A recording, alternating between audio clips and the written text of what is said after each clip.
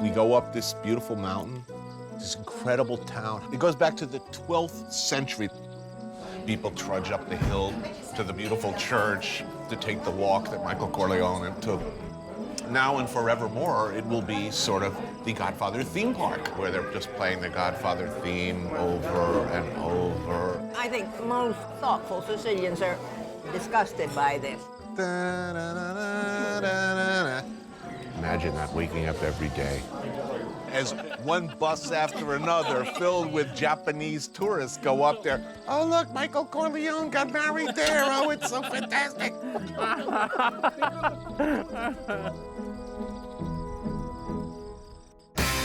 I took a walk through this beautiful world. Felt the cool rain on my shoulder. Found something good in this beautiful world. I felt the rain getting colder. Sha-la-la-la-la, sha-la-la-la-la-la, sha-la-la-la-la, sha-la-la-la-la-la.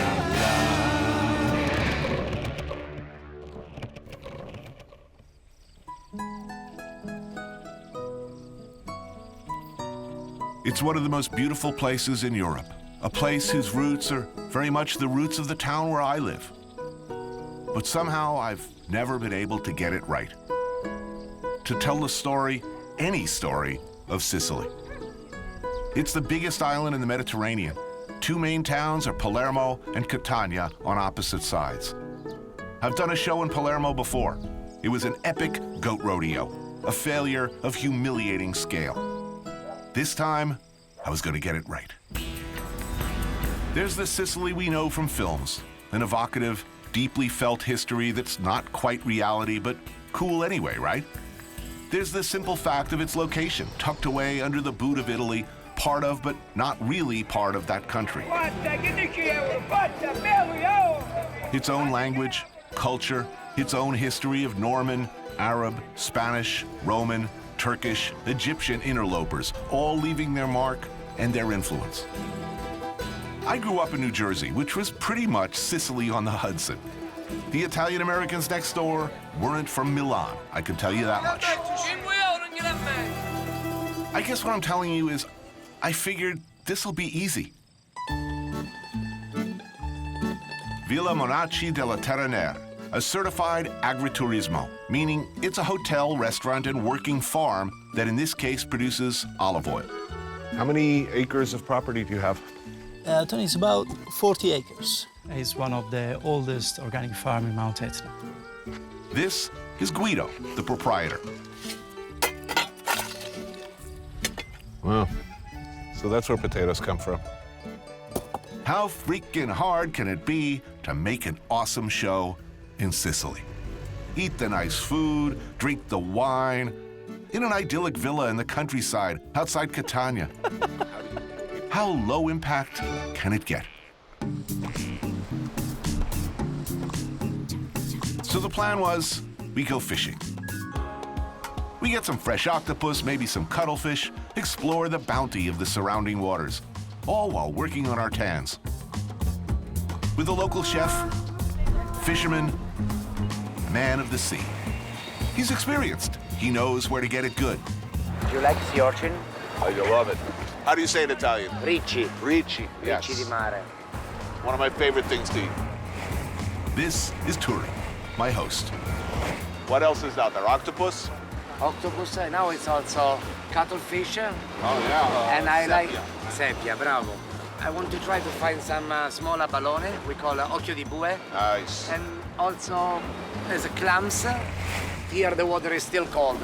I think they will be really full. I'm thinking, really? Are these prime fishing waters? I don't know about this. With all this boat traffic and all these people and so close to the action, I can't see much of anything living down there. Okay, perfetto. We anchor here. But I am famous for my optimism, so I dutifully suited up for what was advertised as a 3-hour cruise.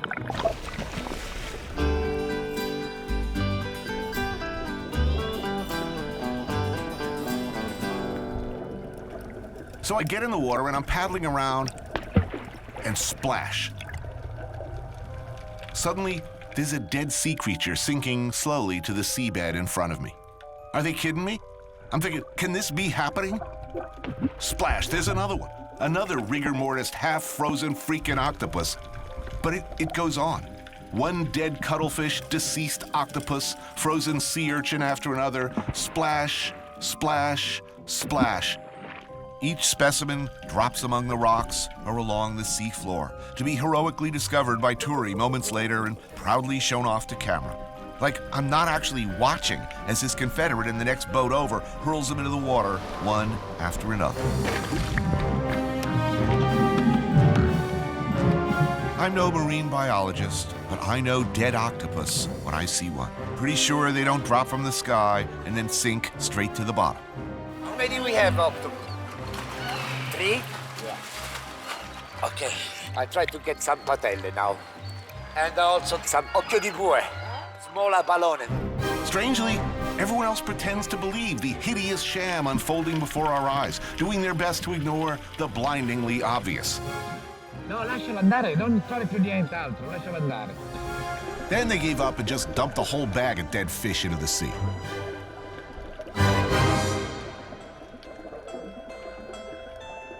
Dei colori, eh? At this point, I begin desperately looking for signs of life, hoping that one of them would stir, become revived. I'm frantically swimming around the bottom littered with dead things, looking for one that's still twitching so I can hold it up to the camera and end this misery. But no, my shame will be absolute.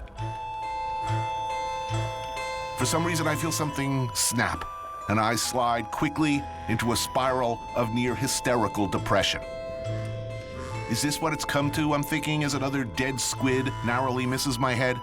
Almost a decade later, back in the same country, and I'm still desperately staging fishing scenes, seeding the oceans with supermarket seafood, complicit in a shameful, shameful incident of fakery.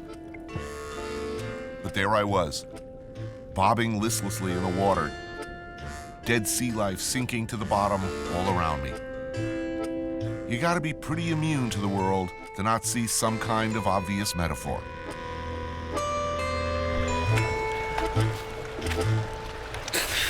Buona. I've never had a nervous breakdown before, but I tell you from the bottom of my heart, something fell apart down there, and it took a long, long time after the end of this damn episode to recover.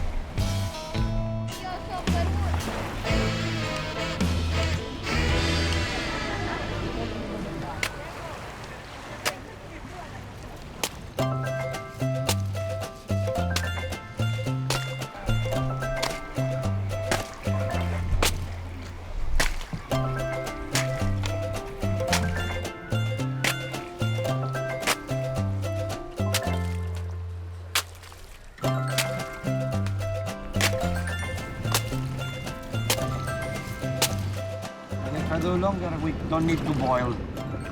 We'll be ready without it. Ma che fai? Lo sto rompendo tutto così diventa morbido. Vedi? Ora lo pulisco. Adesso se lo mangiano i pesci. Chi lo mangia questo? Io. Sono preso. Io voglio la Io. Me lo dai a me. Io voglio la Raw clams, abalone, and a heartwarming beach scene surrounded by a gaggle of curious and hungry kids. It was, at this point, about the only possible way for Turi to redeem himself. Io. Ti vuole l'ultimo? Io. You'll notice I'm not there. I'm sitting in a nearby cafe, pounding one Negroni after another in a smoldering, miserable rage. Our evening meal will be at Turi's place, Osteria Nero d'Avola, which is just up the hill in Termina. But by the time dinner rolls around, I'm ripped to the... Did I mention it's my birthday? I've had 3 hours of bobbing around on a pitching boat, a couple more hours getting looped, 2 more hours lying on a sidewalk outside the restaurant while the crew hangs lights. So I'm gone, baby, gone. I don't remember any of this. Any of it. So, how's your day today? It's good. I had a nice boat trip, a little swim, I would be told later that a gentleman named Tommaso had joined me for dinner. Also, someone on the crew mentioned that his wife was present and that she didn't say much. Presumably because this was not her preferred way to spend her birthday. Hi. Hi. Tony. This is my passion. I like to find an old variety of olive, and one of these is white. So that's the original. Yes, original. In fact, you don't find this any place else. Apparently, there were these white olives, harvested for some secret tree only Turi knows about. Maybe it's next to his secret fishing hole. There was great Sicilian wine, apparently. And apparently, I drank quite a lot of it. There was bread and olive oil. Abalone served raw in the shell. Baby sardine called neonata, also served raw with a splash of citrus and salt. And this is the baby sardine, totally raw without much ingredients, to taste better the fish. Salute. Thank you. If you ask a Sicilian, right, say where you come from, the correct answer should be, I'm Italian. What? No, we say I'm Sicilian. Wow. Is Sicily Italy? Yes. Should it be? I don't know, but we used to have influence from Britons, Normans, Arab, Spanish. So basically we are a mix. We are blender. Oh, look, my octopus. I remember personally catching that one. It was a mighty struggle, too. No, actually, I don't. Polybone? Octopus, Yeah, the octopus. Pretty. Oh, beautiful little shrimp.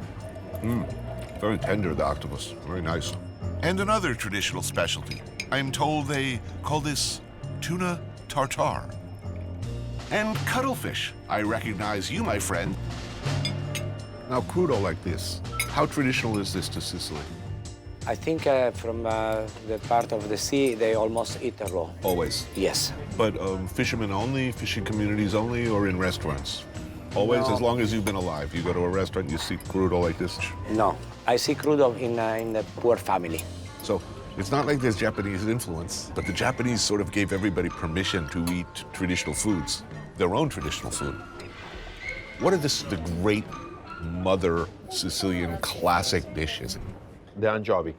Anchovy and parmigiana.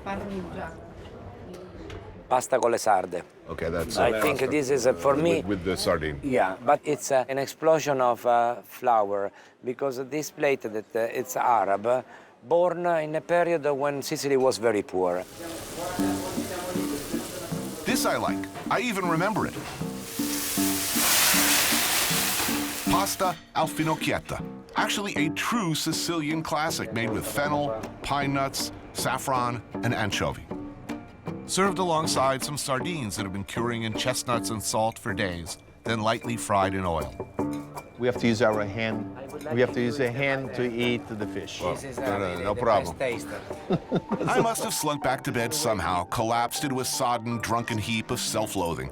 I would ordinarily have turned on the porn channel and maybe loaded up on prescription meds. But there's no TV at the agriturismo.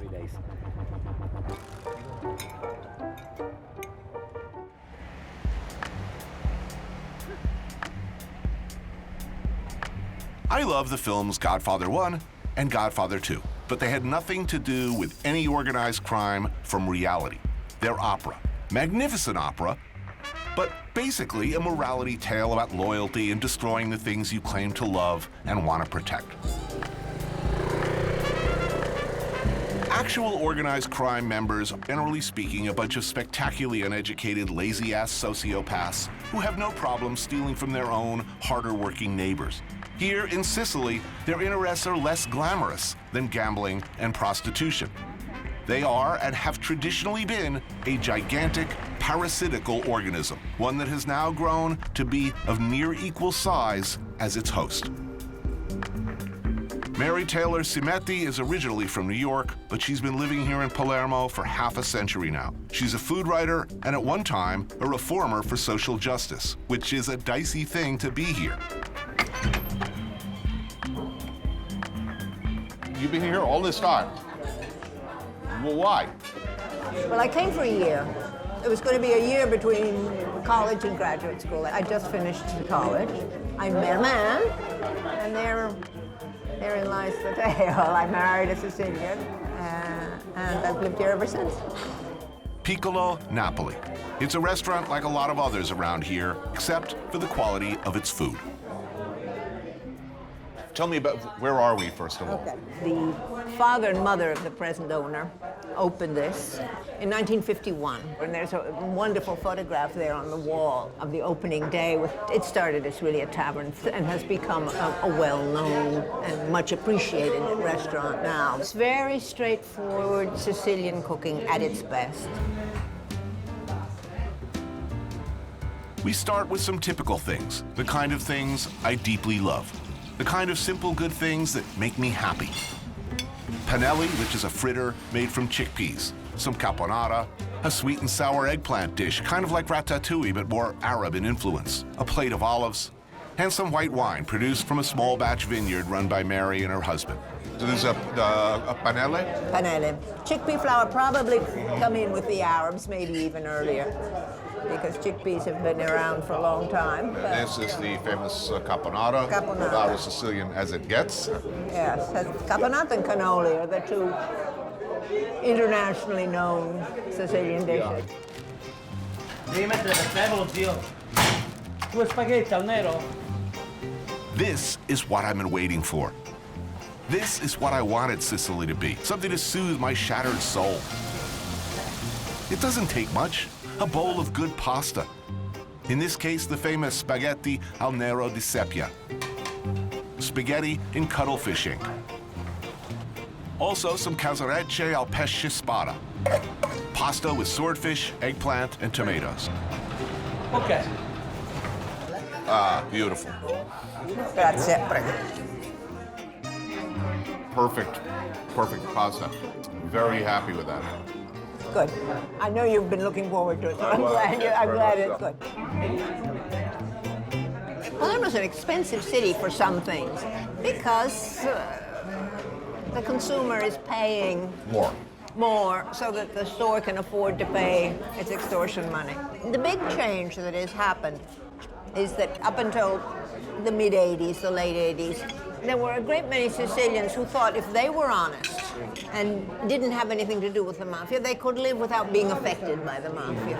Apparently, 80% of the businesses in Palermo and 70% in the rest of Italy that pay extortion. That's a lot. That's a lot. That's a lot. But not everybody pays the bite. A small but growing coalition of businesses have joined a group called Addio Pizzo, a grassroots organization taking a stand against the mafia's traditional, near-total control over the food chain, from farm to table. I come out of the restaurant business in New York.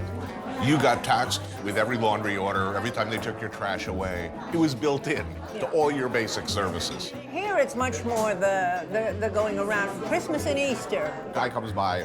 the guy comes by. I mean, it's plain and simple extortion. Given that that's a pretty straightforward situation, some of these guys who banded together for Addio Pizza, I mean, what happens? The guy shows up and says, I'm not paying you. What happens next? Well, apparently now, the mafia has decided that it isn't worthwhile bothering with the people who belong to Addio Pizza. There's so many others out there, and why look for trouble? How true it is, I don't know. Right. To belong to Addio Pizza, you have to sign a pledge that you will not pay, and that if you are approached, you will go to the police. Right. Then they send you to lawyers and to another organization which deals with the people who are actually having trouble. It's incredibly complicated. I mean, there are no easy answers to it. Right. I mean, what about Big Farm? What about some of the things that are happening on a much more legitimate level?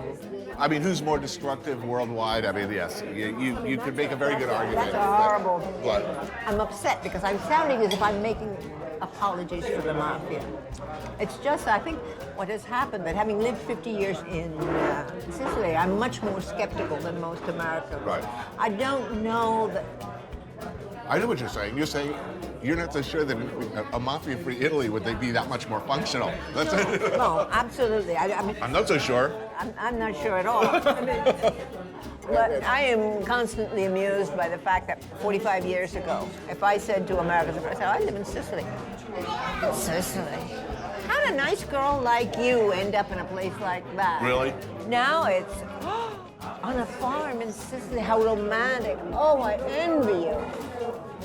So perception of Sicily It has changed. Has changed enormously, enormously. In 2007, there were only 160 Addio Pizzo members. Now, over 800. Pretty cool considering we're talking about a group who have demonstrated no regret or hesitation in killing judges, politicians, police, prosecutors.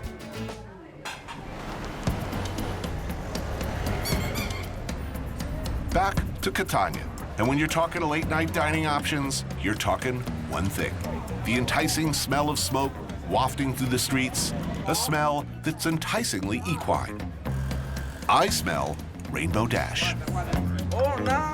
Oh, yes. Piano, vai! Yes, yes! Yes! Anthony and Marco, a couple of Sicilians and aficionados of macelleria Aquinas. This is Via Plebiscito and San Cristoforo. It's one of the older side, famous, for all families of mafia, that grows in crime organization here. Then nowadays seems, yeah. Nowadays seems to be like a bit more quiet because they are all getting arrested, so they prefer to sell meat against drugs. So right over there, you can bet on a horse. You can bet horses, yes. Here People you like eat to bet horses, and yeah. here you eat the one that loses. Right. The loser goes on the fire. It's not a nice thing, but I mean, sometimes happens for real, huh? Cycle of life. All right.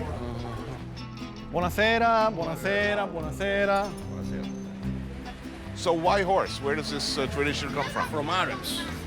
Maybe also the Egyptians. Then we have Greeks, 750 years before Christ. Then we have Romans, because we have to say that Sicilians are big bastards. We can say that. Yeah, of course, because we have been conquered by everybody. Also our dialect. There are many words that are understood by other people. If I say a Sicilian dialect word, maybe an Arab can understand me. An Italian, no, because Italian language comes from Latin. Something different. We are Sicilians before to be Italians. Right. Remember this. Oh, no, I'll never forget. Com'è bella, vero?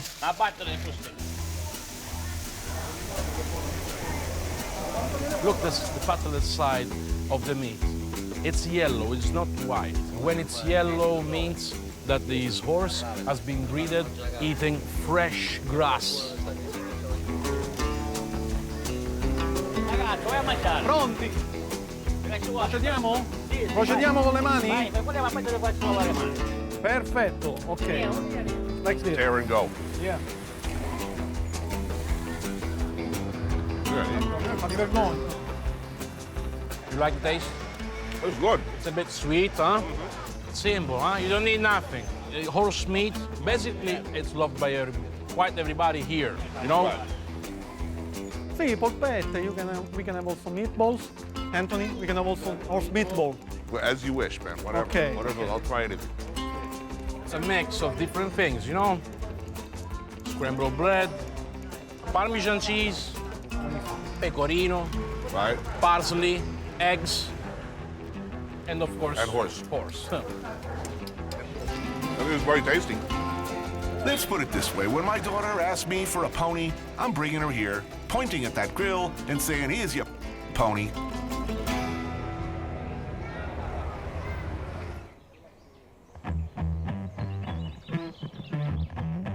Parco dei Nebrodi is a national park, and within that is this free-range pig farm. They breed these special heritage pigs there, the black boar of Nebrodi. Combination of wild Sicilian boar and domesticated swine, thought to have been brought here from Spain long ago, this breed of pig is raising the profile of the pig here. Smell of shit everywhere, eh? Look, they hear now the noise of the car. They will arrive. Fantastic. Like any good-tasting, high-quality pig, the secret is largely what were they fed, how did they live, were they happy. I'm a hunter. I never seen so many in once. It's like I feel. You should be shooting something. Yeah. È spettacolare, eh? A poorly fed pig who lived his life in squalor, stress, and fear makes for bad pork. This is why we should treat animals well. Not just because that's the nice thing to do, but because it makes them provably more delicious. Questo è un gran camminatore, riesce a fare roba come 30 km al giorno, per cui è un animale che vive salutare, vive bene. Chestnuts, acorns, roots and stuff foraged from the hills, supplemented by some nice, fattening grain during the winter months, when wild food is less easy and less plentiful. They catch here the animal only with the traps. Right. It's a shame that they don't let you shoot. I like pigs. Not to hang out with, to eat. I don't have a tattoo of a pig or anything, but I like them fine. And when given the opportunity to shoot one in the brain, or see one shot in the brain, so that I may sup on its entrails and other parts, I'm down. That's what's called cheering me up from some manic depression. Bang, and this pig is like Paulie. You won't see him no more. What's that?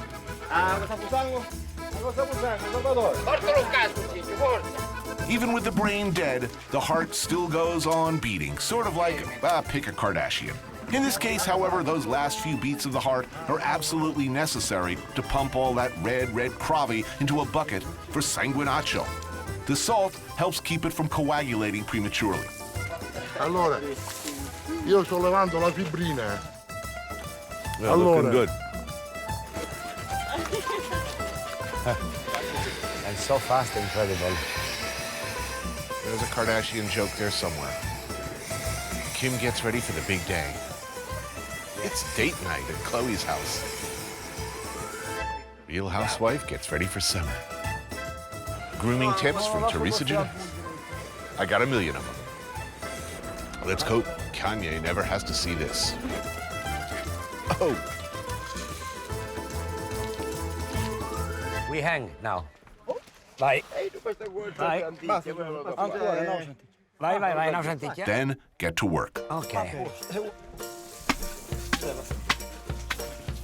Very fast, eh? All those good bits, the lungs, kidneys, they get cooked slowly in fat with garlic, chili pepper, little wine. Is the meat also what? The liver? Sì, fegato, cuore, un po' di salato, vino, forse questo poco di gatto. So it's all the interior. All at the interior with a little bit of fat. That's like pork confit. Yeah. That's pretty. Meanwhile, the intestinal casings get filled with blood and gently poached until creamy, bloody delicious. Yeah. Come duro, amore. And a nice spread of homemade cured meats, local cheese, and homemade wine. Let the party begin. So, what do we have here?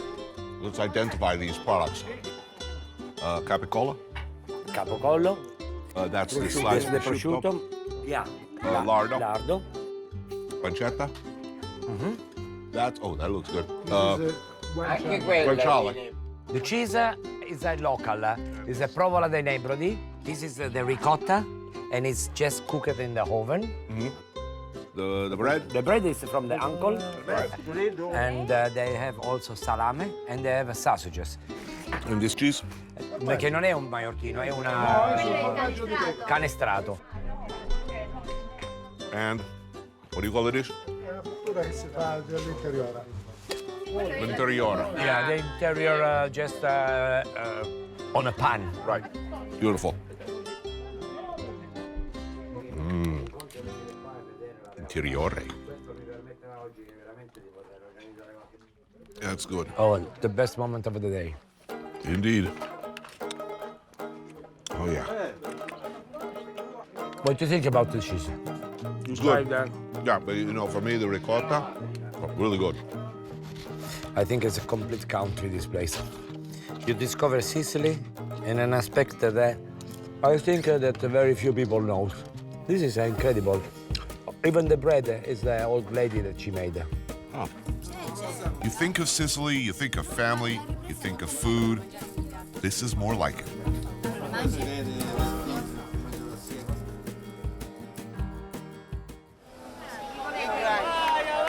Spaghetto numero 7, Talea! Numero 7 spaghetto, ai ai oh! Pepe, dai, mangialo, mangialo, mangialo!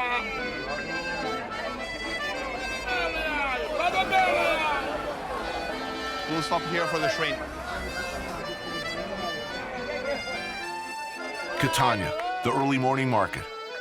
It's been going on for longer than America's had a country. It's old, I tells you. They know you here? You shop here often? Yeah. This is not Tommaso's first trip to the market by a long shot. His mom is a regular. She comes here almost every day. The eggs. And you see, this is a mix-up. You can find here everything. Each butcher, more likely they have their own specialty. Fresh ingredients, you know, baby lamb. Yeah, baby lamb, the sausage, the hamburger, the polpette. That is the pecorino normal, at least it's about 6 months old, at least. Oh, over here. This is the place where she buy the spices for home. And the veggies.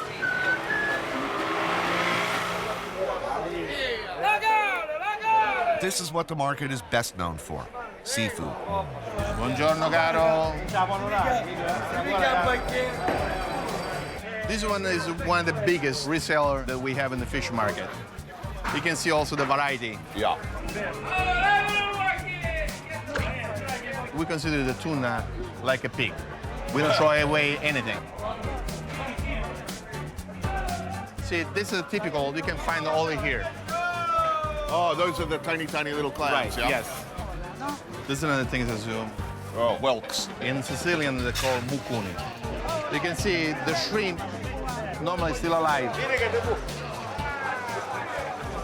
So I see cuttlefish, sepia, baby... Yeah, baby sardine. Swordfish. I'm joining Tommaso for lunch today. Mom's cooking, so we gotta do some shopping. Shirley. Oh, buongiorno, come siamo combinato questo cambio? They look beautiful. Yeah, the color is beautiful. E buongiorno. So we'll go have a little crudo today. So the shrimp and baby sardine. Grazie. Buona giornata. After you. What do you want to try? Blood sausage? Sanguinaccio. Sanguinaccio, allora.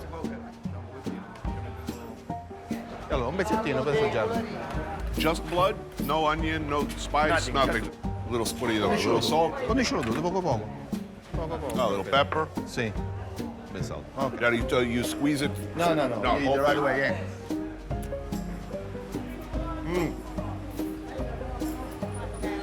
Questa sì, è italiano? Sì. Trippa. Trippa, sì. Questa è la cordiola. Sì. Oh, man. Is it the intestine rolled up? The salt. Ah, that's good. Usually I don't like try plain. I like it in a sauce or spicy. That's good. That's very tasty. Looks like hell, tastes like heaven. Yeah. If you like this, you're Sicilian. You're right. Bene. Parete.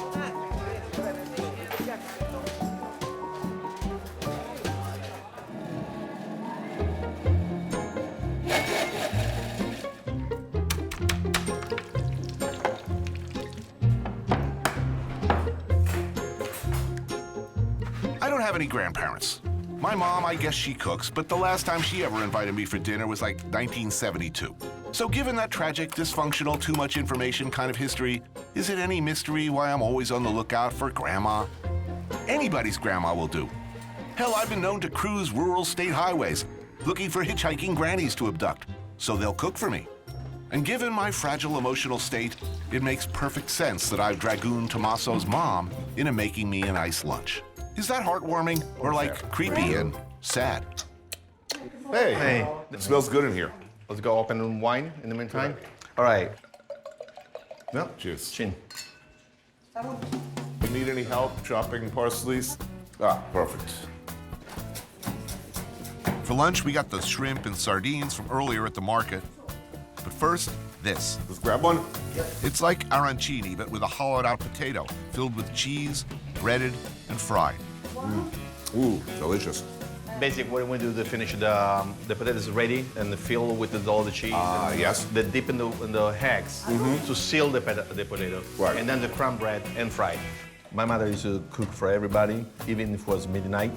My parents' house was the focus of my friends. Right. So when you have to do something where you want to share some time all together and they have dinner, so my mother's cooking for everybody. Because the problem here is that when she cooks, even if she knows that it's only for 5 people, she cooking for 10. Just in case.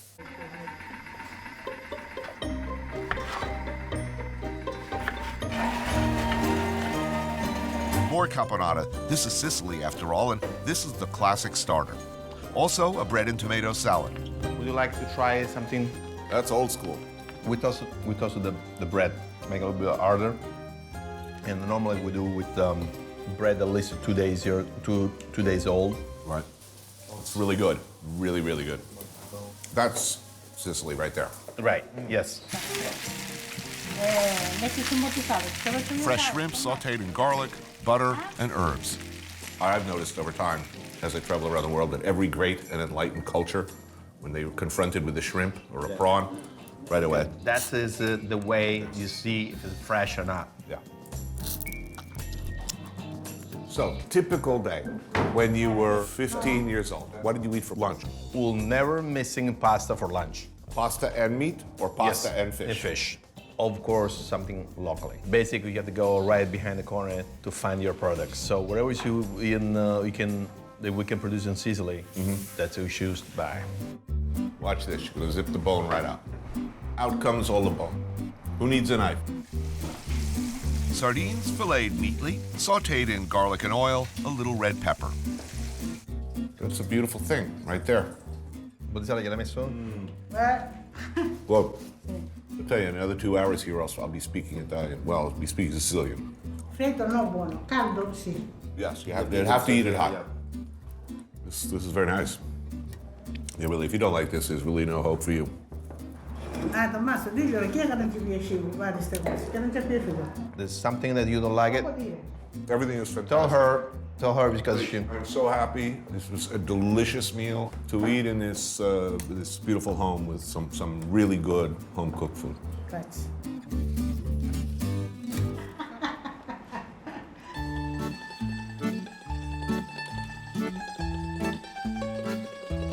My last night in Sicily. And after this, I'm going back to New York, crawling under my bed and adopting the fetal position for like 6 weeks. Can I cut some vegetables? I may look normal. Okay, I don't exactly, but I'm not barking uncontrollably or running around shrieking with my pants wrapped around my head, which is what my instincts are telling me I should be doing. To me, one of life's great joys is cheese.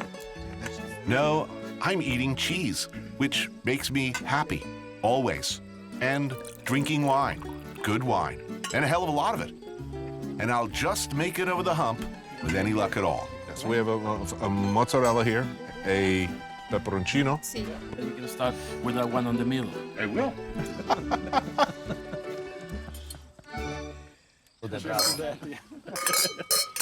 Turi joins me for a final meal along with Antonio, Guido, and Guido's girlfriend, Ada. This is an agriturismo. This is not a concept that exists in America, but it is a concept that should exist. Okay, now please explain what it is. Agriturismo is an hotel linked to the territory. You have to use local product, local recipe. Penne with sun-dried tomatoes, zucchini, all from the farm.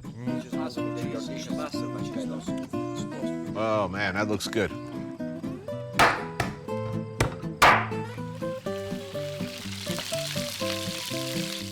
Wow. Fantastic. Whoa. Some nice rabbit, olive oil, also from the farm. More wine. I might just make it. What now? This is called coney agrodolce, sweet and bitter. If you talk about Italy as a whole, it is the most interesting aspect of Italian cuisine. Not just gastronomically, but philosophically, because it is a philosophical thing. Life is too good. I need a little bitterness to remind myself of the eternal tragedy of our existence. You are right, the part sweet and sour of the life. One final attempt before I go to extract something meaningful on what it means to be Sicilian. What's wrong with these people in the north? People from the south are coming from this Greek stream culture, where the philosopher, while in the north, the Austrian came through, so very That's the harshest, meanest thing anyone could say. Oh! Very practical people, and figured out that the last century, the three best writers in Italy are from Sicily. Because they consider us just like a weight when there are problems. Right. But finally, on summer, they all come here to make vacancies. It's a good thing for us, you know? In the end, it all comes back to the Godfather. We go up this beautiful mountain. It's this incredible town. It goes back to the 12th century. There are few places on earth more beautiful. But there we are sitting, and it was like a Godfather theme park. Oh, look, Michael Corleone got married there. Oh, it's so fantastic. You know, I just look these people, with the Godfather T-shirt, on top, and I say, oh my God. Why people get stuck on this I love the Godfather movie? Because there is this big sense of family. Michael had many options. He destroyed his family. And everything he touched. In a way, it's fair. So it's fair. Coppola did a good movie, for sure. Coppola, he didn't it up. No. No. No. No.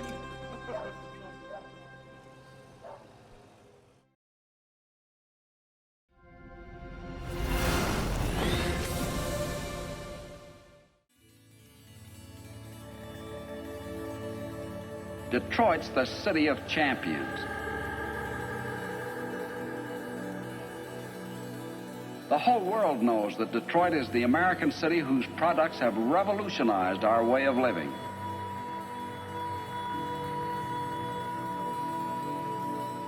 And only in Michigan will you find the men and women whose talent made us the arsenal of democracy in wartime and the economic pace setter in peacetime.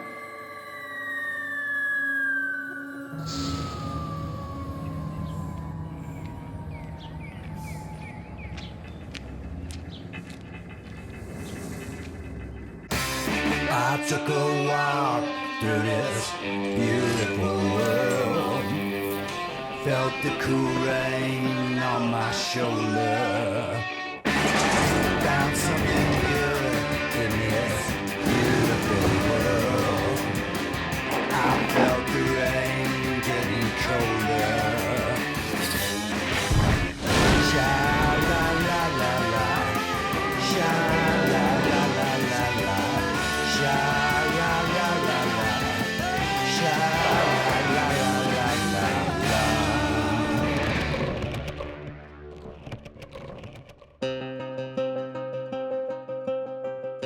It's where nearly everything American and great came from.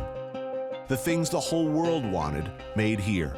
The heart, the soul, the beat of an industrial cultural superpower. A magnet for everyone with a dream of a better future, from Eastern Europe to the Deep South. American dream, you came here. The one straight ahead with the green roof? Yep, the big Rococo building, completely empty. Empty, unbelievable.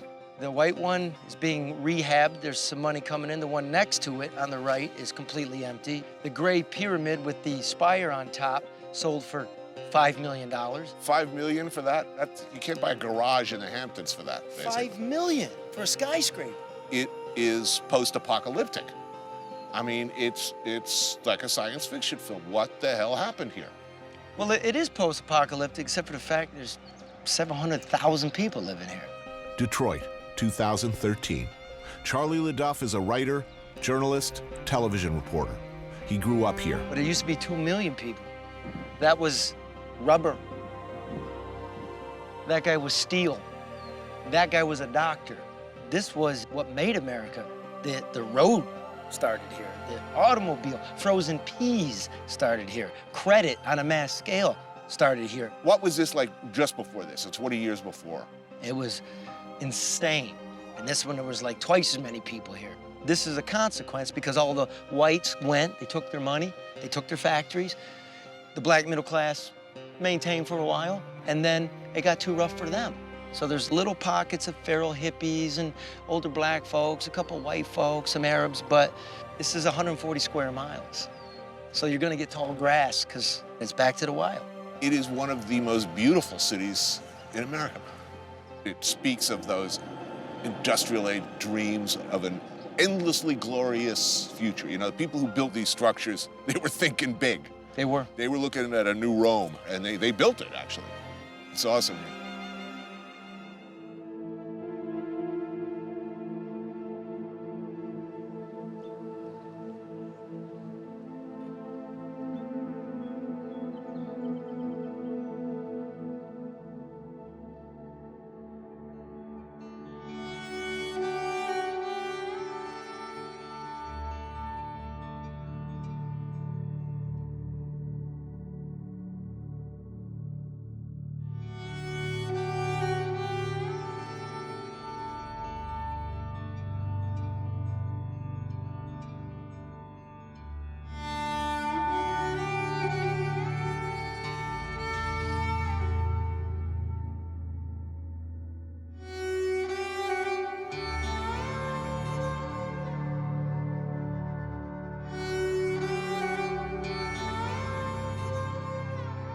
Maybe the worms started to turn here, the Packard automotive plant.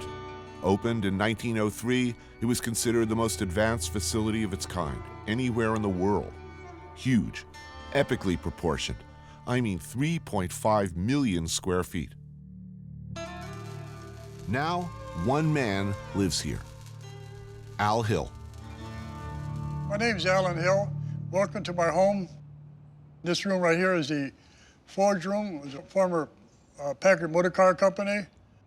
I started living here about 7 years ago. At that time, I was semi-apprehensive about the place and the going-ons around here, but it turned out it's about as peaceful as the North Woods. And not having a credit card or a mortgage payment or a car payment is a real blessing. There's a few nails here, so yeah. What's happened here in Detroit is unfortunate, but you know, it's a sign of the times. We find out that not only does it take a village to raise an individual, it takes an entire world to support one city. You know, if one city's suffering or one community's suffering, the entire world should pitch in and help elevate it instead of sit there and stare at it. People have lost faith in a lot of things. Part of it has to do with the faith they had in Detroit. It was once industrial might of the entire world. It's enormous. Yeah, it is. It's about a mile long, maybe a quarter of a mile wide. You've got a pretty good view from up here. Yeah. How many people worked here at its peak? Well, during the war, there was like 33,000 people working here. They went out of business in '56. You know, they brought Studebaker in as a partner, and Studebaker pulled them down. This has been abandoned since the 50s? Well, actually, what happened in 1956, they rented out to various entrepreneurs. There's a shoe warehouse, there's trucking companies, guys restoring cars. So how long has it been like this, though? Most of this damage happened within 5 years. Within the last 5 years? Yeah. Wow. China had this Olympia effort, and scrap metal went to a high price, so people come in here scrapping. They took the windows out, they just destroyed everything.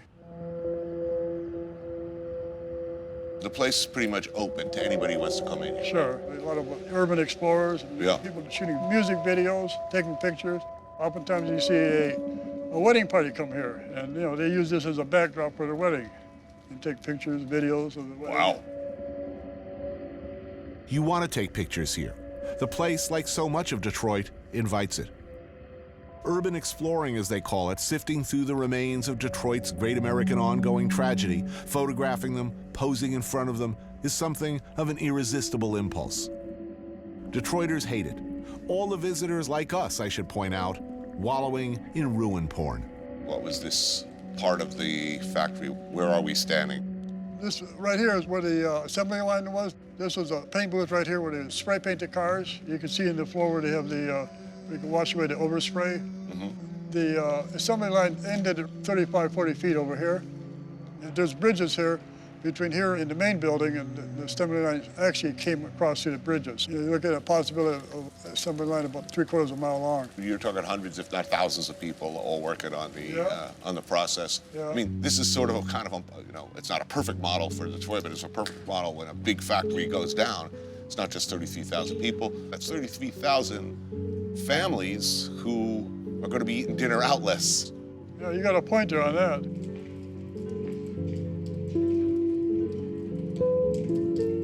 Most people, I would guess, have no idea what a Packard even was. We're talking about one of the great luxury cars in the world, yes? Yeah, it was the kind of car that everybody would love to have. The kings and queens, and every president wanted to ride in one. And popes and Indian chiefs. A luxury car maker went out of business, you know. And little did they realize that was a trend that started here in Detroit. And what it affected Detroit affected the entire world because it followed everybody home. It might have been 50 or 60 years later, but it started here, and then everybody else gets to experience the same problem that we're having. In another 20 years, this place probably won't be here, and people won't even have any idea of what went on over here. It's hard to look away from the ruin, to not find beauty in the decay. Comparisons to Angkor Wat, Machu Picchu, ancient Rome are inevitable. Magnificent structures representing the boundless dreams of the dead left to rot. Yet unlike Angkor and Leptis Magna, people still live here. We forget that.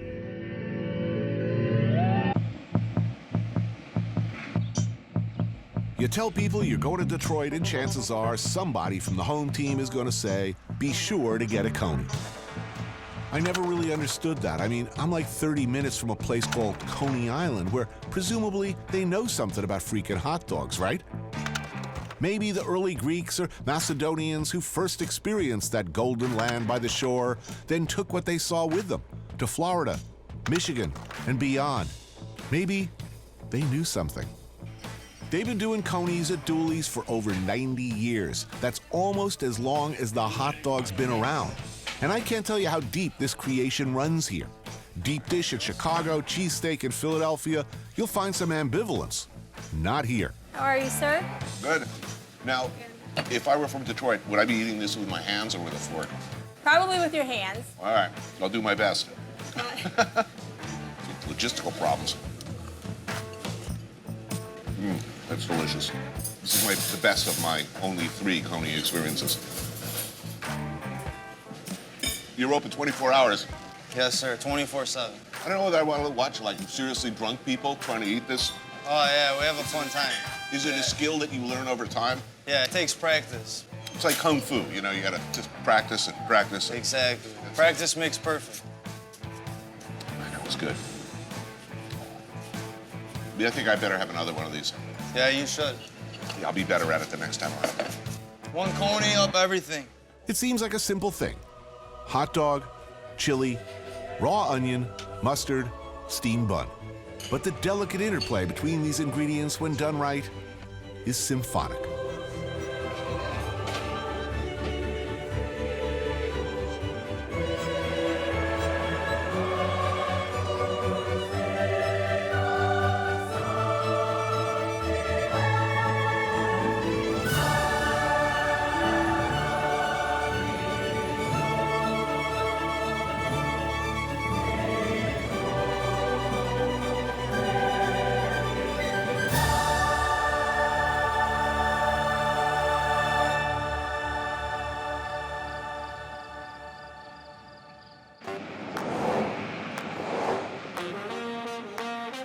Detroit's problems are well documented.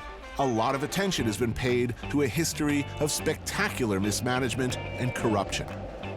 Detroit is hardly alone in this. Koch-era New York, we forget too soon, was a cesspit of mob-influenced corruption. Chicago, Boston, machine politics, they wrote the book. But Detroit differs in that its scandals seem so comically lurid, so surrealistically squalid. The last mayor, Kwame Kilpatrick, is currently serving time in the jug for some of his less hilariously bent behaviors. Through all of it, one man seems to have known what's going on. Adolph Mongo, political strategist, oracle, survivor.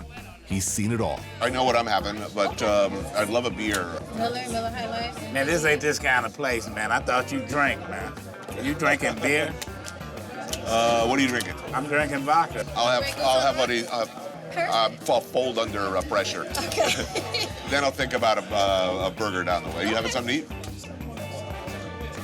I'm eating. All right, I'll hold back. I will stick with this. I'll get you your drink and then you can decide. Thank you.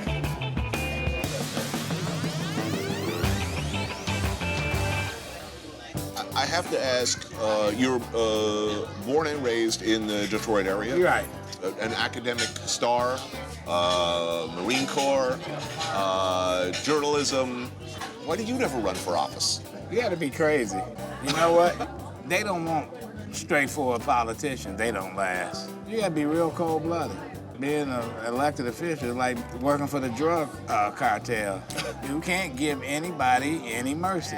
Well, it seems that whatever might be in your heart and however pure you might be, when you finally arrive in office, somebody brings you a big dossier, opens it up and says, Mr. President or Mr. Mayor or Mr. Governor, this is the real situation. Yeah. At which point it's oh shit, trying to start making some serious accommodations. Yes.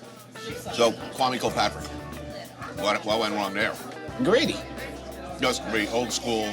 Greedy. He was greedy. I didn't support him in the beginning. And I was one of his biggest critics. But when he got in trouble, when he called me. Oh, you. I should listen to my wife. She said, hey, don't be messing with them.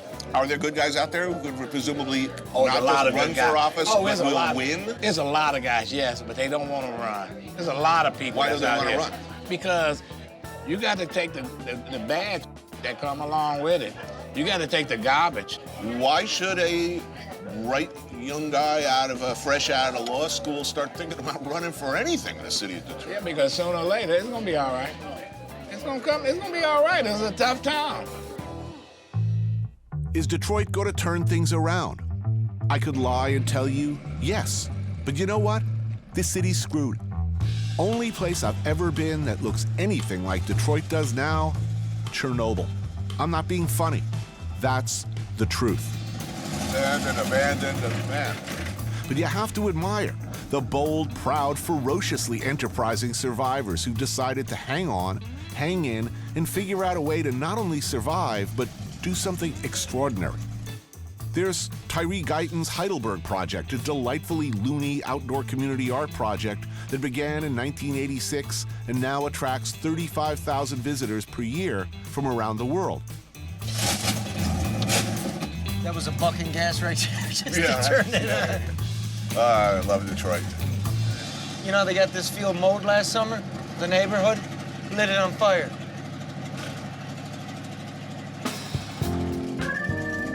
Another block and more decay. And a liquor store. For this neighborhood, the only store for miles. Just be right back. How you doing? Hey, lady. All right, meet you. God bless you. Looks like I seen you somewhere. Got an awesome spirit on you, man. God bless you. Hi, how are you? All right, nice to meet you. Such a gentleman and a scholar, man. Can't nobody do it like you, scholar. You hear me, Doc? See you, lady. Cheers. Cheers, man.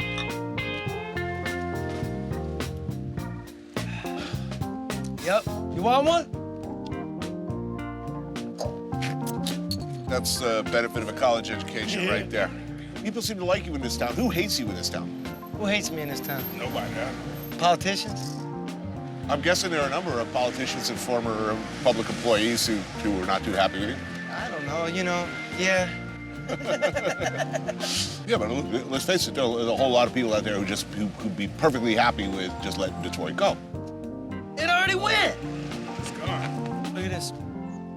See all those lilies there? Uh-huh. I call those the ghost gardens. Like they're all over, like the houses that used to be, the gardens still come up.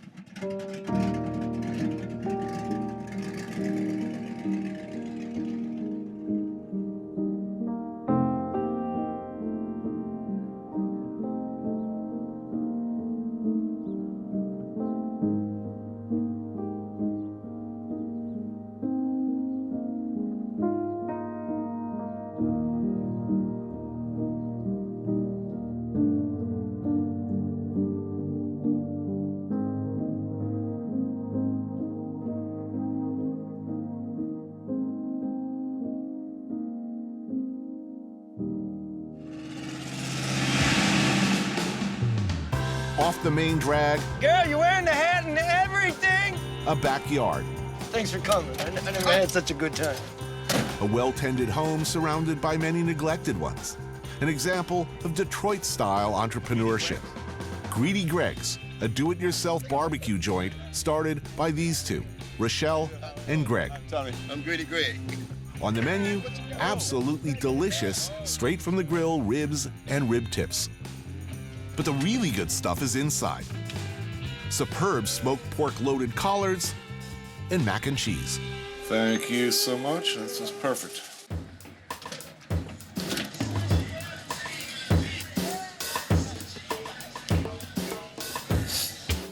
That's good. Bro, I'm gonna use this spoon here.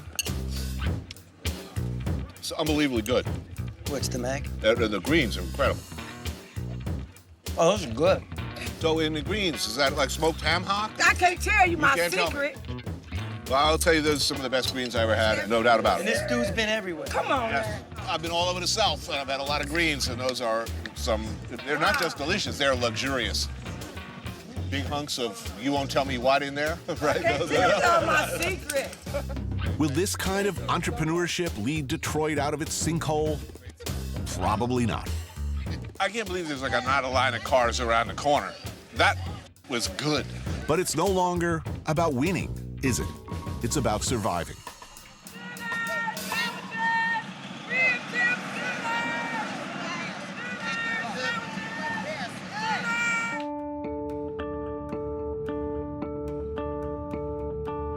There are approximately 80,000 abandoned buildings within Detroit's 140 square mile city limits. What that translates to, unfortunately, is about 14 acts of arson a day, nearly 5,000 a year.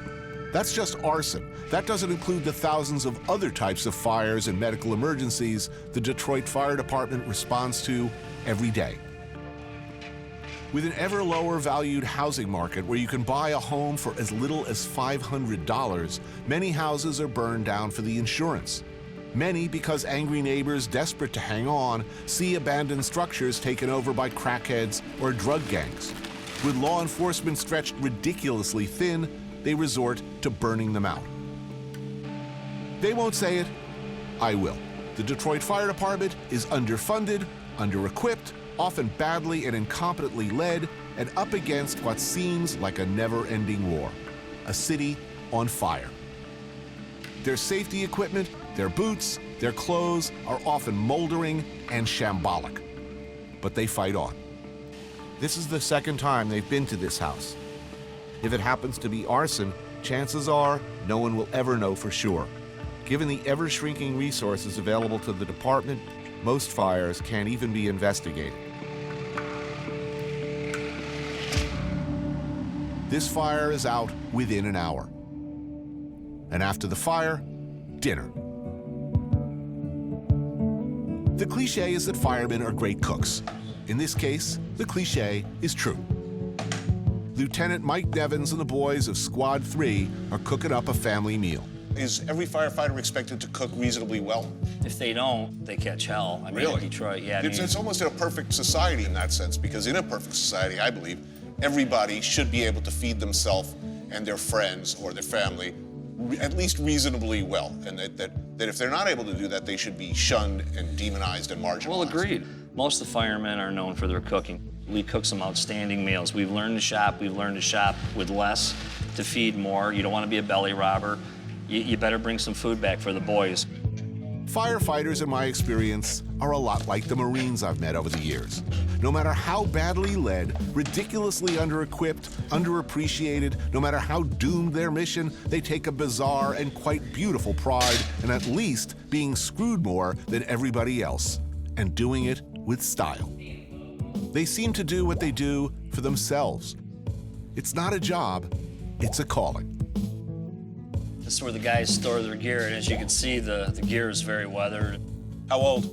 Oh, this gear's only a couple years old. I mean, But it gets beat up quick. Yeah. Got one new coat hanging in there, so there's a lucky guy that's got a new coat, but that gear's seen a lot of action. Where's the fire pole, dude? They took them. Oh, man. In the late 90s, management took the poles out. What is every little boy, you know, from my age, what it was all about Sparky the fire dog and the poles. You know, I used to love sliding a pole, and that headquarters was 3 stories. So when you were sliding that thing, you had to really hold on because you were going for a ride. The old running board we put up here, we don't use the running board, but this is how many companies we used to have. What percentage of that number are active now? Less than half. And we're fighting a lot more fires.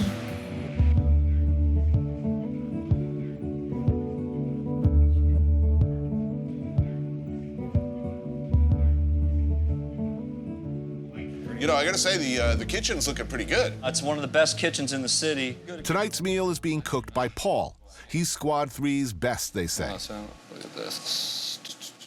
He's reading the can. That's a good start. Tonight's menu: crab cakes with a mix of actual crab and this stuff, sea leg. Maybe you know it from such beloved menu items as California roll. Hey, firefighters can't afford 100% jumbo lump crab meat, okay? Do you know what this stuff is, by the way? Fish, isn't it? Pollock. Pollock, right? Yeah. It's a miracle fish. You can actually make beef out of this too, or beef-like substance. Yeah.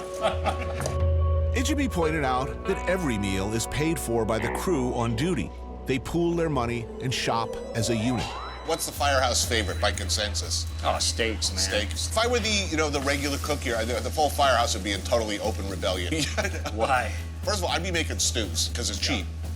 And I think they're delicious. Plus, I'd be trying out like tripe and guts on you guys. I don't know how that would go. That would not go. You'd be eating like Italian peasants every day if I was the cook here. That pretty much. You'd have like a big bowl of stew with a big hunk of bread, and that would be about it. I'd be pocketing the difference. Yeah. Lamb chops seared in the pan, then finished over the grill. Then Caesar salad with chicken. Ever find out, like, how are the other firefighters eating around the city? You know, like at a fire, you'll say, what are you guys having for chow? You ever get tempted to just kind of like with the other guys and say, oh yeah, we had like foie gras with truffles and all the time. You know, Madeira gelée the other day. I'm gonna be puking lobster in a minute. Yeah. Yeah, lobster again. You know, I keep telling the guys no more lobster. I just can't take it. We are free to eat. Yes.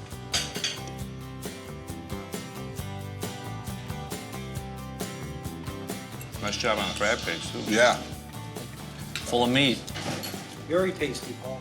So, if it's not good, you're not diplomatic about it? No, not at all. No. You tell them nice try. A lot of cooks, they look at that kitchen, there's a lot of room, and there's always a lot of spices. Our staples are always loaded. You can pretty much make anything in there. It's a good place to be a cook. Nice job there, Paulie. Yes, well done, sir. Generally speaking, you eat fast because you never know. In all likelihood, you are not going to get to finish that meal. Well, obviously, Tony's not doing any dishes. I'll do all the dishes. No, hell no. Won't be the first time, won't be the last. No way, no way.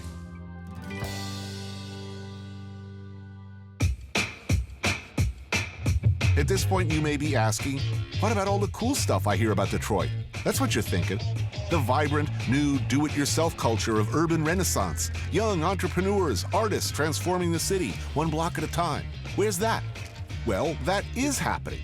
Young, idealistic, true-believing, hard-working, creative people are indeed doing their best to bring light and hope and beauty to this greatest of cities. You've got to start with the deeply felt and absolute belief that Detroit is indeed a great city and that it is worth saving. As utterly screwed as Detroit may be, you have to be a twisted, unpatriotic freak to not believe that. Behold the future, Charlie Liduff. What, like cooking in a back alley? Yes. All right. Chef Craig Lakefield has done what many would call a very unwise thing. After working at Gotham Grill and Jean-Georges in Manhattan, instead of staying where the money inarguably was, he returned to Detroit. He's been working to get a brick-and-mortar establishment going by first doing regular pop-ups here at Guns and Butter, tucked into the back room of an art gallery under an overpass in downtown Detroit. And you have like a really weird attitude towards food in general. Yeah. What's that? Well, you know, you got liquor, you got cigarettes, you got coffee. For all of those things. We're gonna eat well. Charlie LaDuff may have a Pulitzer Prize, but his appreciation of fine food and dining is, shall we say... Is that cheese? Lacking. Simply put, he's a Philistine. Warm egg yolk with a generous helping of smelt roe on top? Egg with eggs? Yes, please. LaDuff scarfs his like he's at Ruby Tuesdays. You know, you got all these kids flooding into Detroit. Which is good. Right? How's that going to play out? Will there be political leadership in place to manage that fairly? It'll be fine. Everybody likes a nice little thing in an eggshell with caviar on top. Everybody. It's just all about keeping cool. No, it won't be fine, dude. It will not be fine if there's not political leadership. It will not. Well, you know, sometimes political leadership grows up out of what's happening, and we don't have any political leadership, and this is happening. Are you an optimist, Charlie? I'm an optimist. You're an optimist. I'm here in this. I'm here in this garage with you. Chilled summer soup with melon and a tomato lemon verbena broth. So we have summer soup, all the melons from the market. The coriander blossoms we actually picked from a farm right in Detroit. Beautiful, thank you. Thank you. It's good, isn't it? I would describe that, may I, chef? Is a light, airy gazpacho. Oh, delicious. I wouldn't even go that far. LaDuff sees an opportunity to make a melon gimlet. A little gin in it. Putting gin in your soup? Well, the soup's delicious. Let me try it. Let me try it as a drink. You're on, dude. You know, when I was chef and you poured gin in my soup, I would have stabbed you in the neck with a fork. I'm dying somewhere inside. You're like the worst case scenario customer. The customer, hell. Next up, smoked mussels that are lightly steamed in white wine, aromatics, and butter. Served in a lobster broth with fried onions, honey, and yuzu. Quite delicious. Baby Greek salad with beets, tomato, and feta, all sourced locally. A tribute to the Greek diners where Craig grew up eating with his family. This guy could be running a 300-seat restaurant in Vegas, and here he is in Detroit. Well, guess what? That's a heroic thing. The headaches are less. You're appreciated here. No, this would be considered a foolhardy venture in the chef world. Guess what? We like good food too. We're not space aliens. People they often say, thank you. Like, we just moved back from Chicago. We lived in Chicago the last 6 years. We lived in LA the 6 years. Thank you, this is exactly what we wanted. What you've done is counterintuitive. I mean, there is a sort of conventional career path for chefs. Right. Instead, you decide to go to Detroit. Hell yeah, not Detroit, come back home. People think I'm crazy for going back to Detroit. Then another tribute to classic Detroit. Potato-filled pierogi and kielbasa simmered in white wine, thyme, and fennel seeds. Finished with beurre fondue and burnt butter pine nuts. Followed by locally sourced lamb, cooked perfectly. Topped with sour cherries, mulberries, toasted pistachios, coriander, and yogurt sauce. In what way does opening a fine dining restaurant in Detroit benefit the majority of Detroiters? How is it not making it better? How is sitting back not doing anything making it better? How is it only buying my products from Detroit or farmers in Detroit not helping Detroit? I'm supplying from Detroit. I'm hiring people from Detroit. Everybody here lives in Detroit. If I were asked the same question, I would say I don't know. I'm doing what I do right, well. Exactly. I'm doing it in a place I love, and I am demonstrating that yet another person gives a about Detroit and believes in it enough to be here. You're 100% right. I never really thought about it until you asked that question. It's like, to me, it's just obvious. What will the Detroit of the future look like? Whatever you may think it should look like, it will probably taste like this.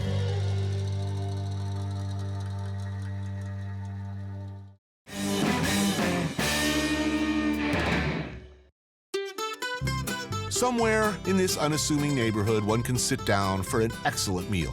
But you won't find this place on Yelp, and unfortunately, I cannot tell you where it is exactly. Why not, you ask? It's not exactly a restaurant, you see, which means it's not, strictly speaking, legal. What is this place? Pupusa house? I call it pupusa house. I mean, like a pupusaria, I guess you could say. It's a cultural thing. Traditionally, they serve out of their houses. And it's just something that people bring over and they come. So this is about as traditional as it gets right here. It's just like call. Yeah. This is what's called a papusa house, literally a house. This one serving home-cooked Salvadoran meals. Once a living room, now the main dining area. The woman running it, we can't show her face, but she's been here for 10 years, serving a mostly Salvadoran clientele looking for a taste of home. There's tamales. First up, a staple done a little differently than the norm. Tamales wrapped in banana leaf and steamed. That's delicious. Next, the dish of the house, pupusas. Tortillas stuffed with ground pork or chicharron. You can get pupusas in Nicaragua, in Guatemala, but for some reason, Salvadorian pupusas get the most respect. General consensus seems to be they're the best. How come? I mean, I would agree. George Azar is our Detroit fixer. He's been coming here with his friend Joe for years. This is what makes it right here. Boom. Is this curtido. Curtido. Curtido, it's just a pickled slaw. Salsa. Then I'll do this, but I don't know if you're up to this one. What are you saying? I don't know if you can hang, man. Is it a manly thing? I mean, it's turning into it, seems like. Right now. Mexican, spicy. Salvadorian, not spicy. That's true, though. They don't like it. They don't do it that spicy. Wow.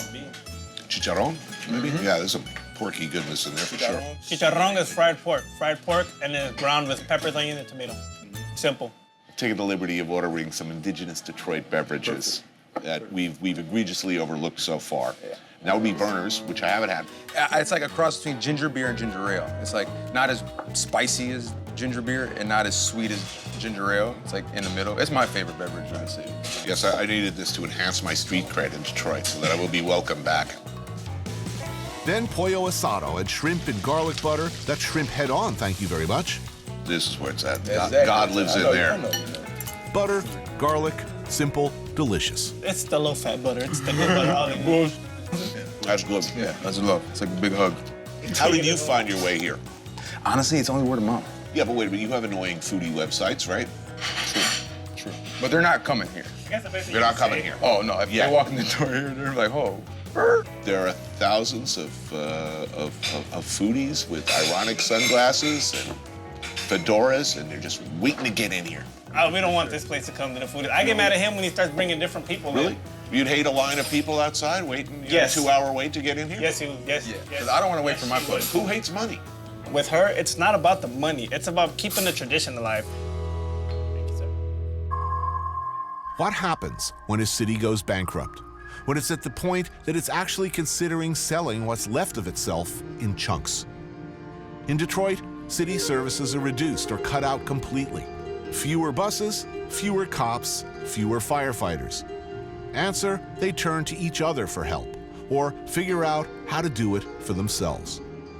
Detroit has a reputation as a tough town, but that toughness is about resilience too. The insistence on sticking with it, no matter what, on not giving up in the face of the utter failure of leadership year after year. If the city abandons its parks and leaves them to become overgrown, eaten like so much of the rest of the city by tall grass and weeds, then somebody has got to do something, right? Meet the Mower Gang, started by this guy, Tom Nardone, with a simple mission of doing what they can to keep Detroit's abandoned parks maintained. Who are you guys and what are you doing here? We are the Detroit Mower Gang, and we clean up the abandoned parks and playgrounds in this town. Why would you do that? Kids need a place to play. I don't care who you are. You know, if you're under 10 years old, I think you deserve some justice in this world, don't you think? Yeah? Yeah. How did this thing start? I guess I started it. I bought a lawn tractor when the city announced they were closing 72 parks. What's the difference between open and closed? Meaning Yeah. they're just going to stop maintaining That's it. Or do they actually physically shut it up? No, they don't physically shut it up because there's no money here. You Just know? physically shut it up? Yeah, they just take the trash barrels away and stop mowing. Crazy. It's a strange place, Detroit. When we're done here, it will not look like a nice park. But still a playable park. Yeah, and a visible park, so if you had kids, you could see what they're doing in this park. It's safer. All right, well, let's cut some grass. Yeah, come on, you'll like it. It's fun.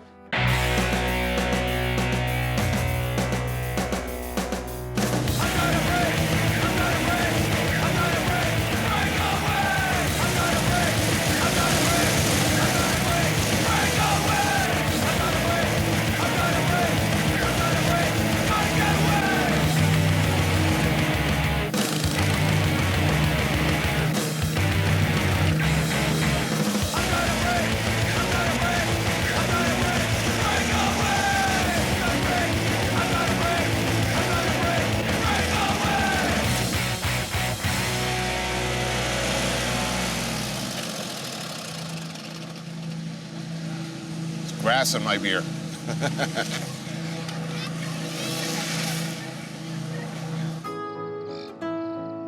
In Detroit, approximately 40 square miles have been reverted to basically unused green space.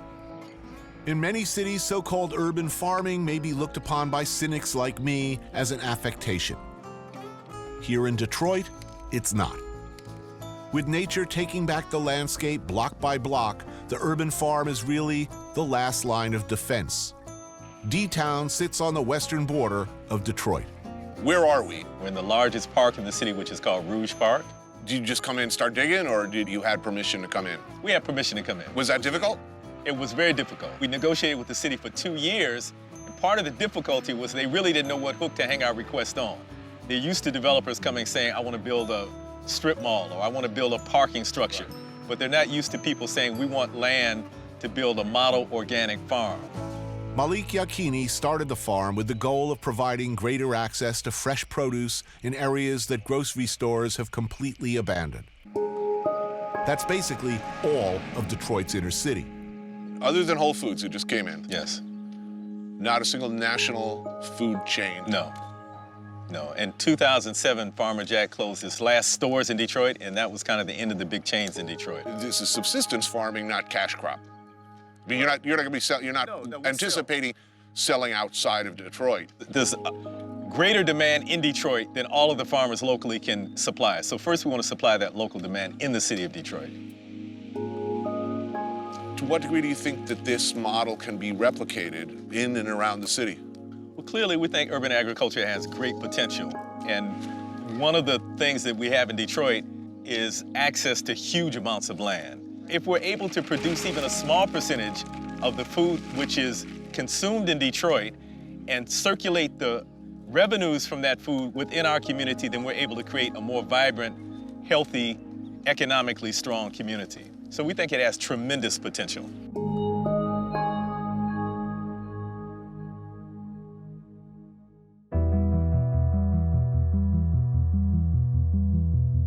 Who will live in the Detroit of the future? There's no question, is there, that Detroit will come back? In one form or another, a city this magnificent, this storied, this American will not ever disappear into the weeds. There are too few places this beautiful for it to be allowed to crumble like Angkor or Rome. Someone will live in a smaller, tighter, no doubt hipper, much contracted New Detroit. But who will that be? Will it be the people who stuck it out here, who fought block by block to keep their city from burning, who struggled to defend their homes, keep up appearances as all around them their neighborhoods emptied? What will Detroit look like in 20 years or 50? That's not just a Detroit question, that's an America question.